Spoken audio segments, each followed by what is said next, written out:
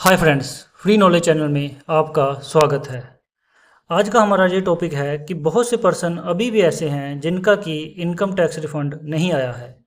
ये कौन से पर्सन है जिनका इनकम टैक्स रिफंड नहीं आया है और उन्हें ऐसा क्या करना चाहिए, और ये जो मैसेज आप स्क्रीन पर देख रहे हो ये क्या है और क्यों आया हुआ है।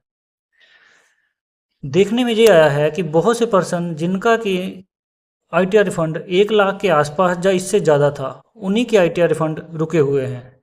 गवर्नमेंट अभी सितंबर में बहुत ही स्लो इनकम टैक्स रिफंड कर रही है, हर किसी का चेकिंग में डाल रखा है। जिसका भी इनकम टैक्स रिफंड 1 लाख तक या 1 लाख से ऊपर है तो उसकी जो एनुअली इनकम बनती है वो लगभग 12-13 लाख से ऊपर बनती है, और बहुत से पर्सन ने अपना रिफंड फुल भरा हुआ है। ये जो मैसेज लिखा हुआ है इसके बीच में आपकी आईटीआर का पैन कार्ड नंबर, उसका फाइल का एक्नॉलेजमेंट नंबर और जिस साल के लिए है वो डाला हुआ है। और उन्होंने ये पूछा हुआ है कि आपने जो आईटीआर भरी हुई है और उसके बीच में जो भी डिडक्शन आपने ली हुई है, चाहे वो होम लोन की है, चाहे वो आपके लोन्सेस की है, चाहे हेल्थ इंश्योरेंस के कुछ क्लेम डाले हुए हैं, या फिर आपने फ़ंड की डाली हुई है, आपने कोई इलेक्ट्रिक व्हीकल की डाली हुई है, आपने ग्लेशियर के लॉन्सेस, रिस्क लॉन्सेस, कोई एब्रॉड की इनकम, जो भी आपने अदर इनकम डाली हुई है, क्या वो सही है? अगर वो सही है तो इस मैसेज का जवाब दिया जाए, और साथ में उसके बीच में ये भी लिखा है कि इस मैसेज का जवाब इतनी डेट के बीच में डाल दिया जाए। ये जो मैसेज है ये हर किसी के व्हाट्सएप पर आया हुआ है। इस मैसेज का रिप्लाई देते हुए हर कोई पर्सन यही रिप्लाई दे रहा है कि जो उसकी आईटीआर है वो राइट है, और उसी के अनुसार ही उसका ये फाइल की हुई है, और उसका जल्दी से जल्दी रिफंड दिया जाए। जैसे कि आप स्क्रीन पर देख रहे हो, इस पर्सन की जो इनकम टैक्स रिफंड का क्लेम किया हुआ है 1,13,520 रुपये किया हुआ है, जिसके बीच में इस पर्सन का पैन कार्ड नंबर भी ऑलरेडी लिखा हुआ है। जो भी पर्सन जितना भी क्लेम करता है उसको उस चीज़ों के प्रूफ रखने चाहिए, और अगर ज़रूरत हो तो उसके प्रूफ सबमिट या अपलोड भी करने चाहिए। जब आप ये प्रूफ अपलोड करोगे तो इनकम टैक्स वाले उस चीज़ से जल्दी क्लैरिफाई हो जाएंगे और आपका रिफ़ंड डाल देंगे। इसके लिए और भी अदर चीज़ है कि बहुत से पर्सन की इनकम जो है 12-13 लाख है, और उस पर्सन ने अपनी इनकम अदर सोर्सेस से भी बहुत की हुई है। अदर सोर्सेस के लिए मैंने पहले भी ये बताया था कि आजकल यूट्यूब पे बहुत सी वीडियो है कि आप अपनी इनकम को डिवाइडेशन करो और आपकी इनकम अलग अलग सोर्सों से आनी चाहिए।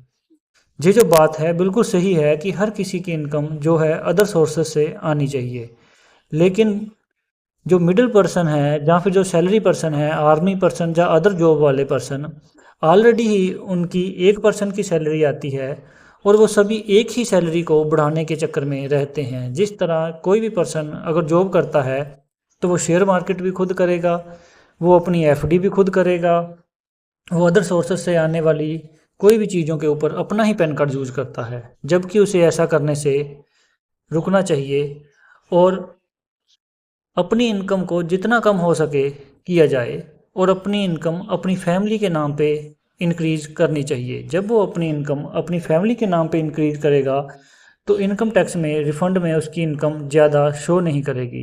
इस बार आईटीआर में भी हमने ये प्रॉब्लम देखी है, और बहुत से पर्सन जिनका फर्स्ट बार स्टार्टिंग आईटीआर था वो भी आईटीआर 2 में चले गए थे, जबकि जो फर्स्ट आईटीआर है वो 1 में चले जाते हैं, और धीरे धीरे अगर कोई पर्सन सेविंग करता है तो वो आईटीआर 2 में जाना चाहिए। लेकिन जो स्टार्टिंग में फर्स्ट आईटीआर ही भर रहा था इस साल 2024-25 असेसमेंट ईयर में, वो स्टार्टिंग पर्सन ही सीधा आईटीआर 2 में चला गया था। उसने ऑनलाइन गेम खेली थी, शेयर मार्केट किया हुआ था। हम इस चीज़ को मना नहीं कर रहे हैं कि आप शेयर मार्केट, ड्रीम 11 या क्रिप्टो करेंसी ना करो, लेकिन इसके लिए आपको अपना पैन कार्ड ना यूज करते हुए वाइफ का पैन कार्ड यूज करना चाहिए, ताकि जो आपको जितनी भी इनकम होती है वो आप अपनी वाइफ के नाम पे शो कर सको, और आपके इनकम टैक्स रिफंड में कोई भी प्रॉब्लम नहीं आ सके। जब आप हर चीज़ सही से कैलकुलेट करके चलोगे तो आपको कोई भी प्रॉब्लम नहीं आएगी। अगर आप बिना सोचे समझे हर जगह पे अपना ही पैन कार्ड यूज करते जाओगे तो आपकी इनकम इंक्रीज करती जाएगी।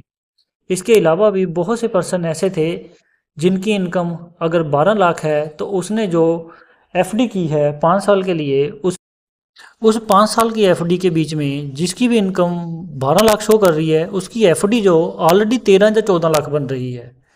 और बहुत से पर्सन ऐसे हैं जिसने कोई प्रॉपर्टी सेल की हुई है या फिर उसको प्रॉपर्टी से पैसा आया हुआ है। आपकी इनकम कम है लेकिन जो आपकी ट्रांजैक्शन है वो बहुत ज़्यादा बढ़ रही है। बहुत से पर्सन मैंने देखे हैं जिसकी कि एफडी उससे ज़्यादा है उस साल के लिए और उसकी इनकम कम है। तो गवर्नमेंट इन चीज़ों को ध्यान में रख रही है कि आपकी इनकम में आपने एफडी जो कर रखी है वो ज़्यादा की कर रखी है और आपकी इनकम जबकि उससे कम है। जिस तरह एक साल की सैलरी 12 लाख है और एफडी का अमाउंट 14 लाख रुपया है, और जब आप ऐसा हो रहा है तो गवर्नमेंट का उन चीज़ों के ऊपर ध्यान है और गवर्नमेंट उसको रिस्क पैरामीटर पे रखती है और उसकी चेकिंग करती है। इस तरह ये जो मैसेज है ज़्यादातर उन्हीं पर्सन को आए हैं जिनकी इनकम 1 लाख से ज़्यादा है।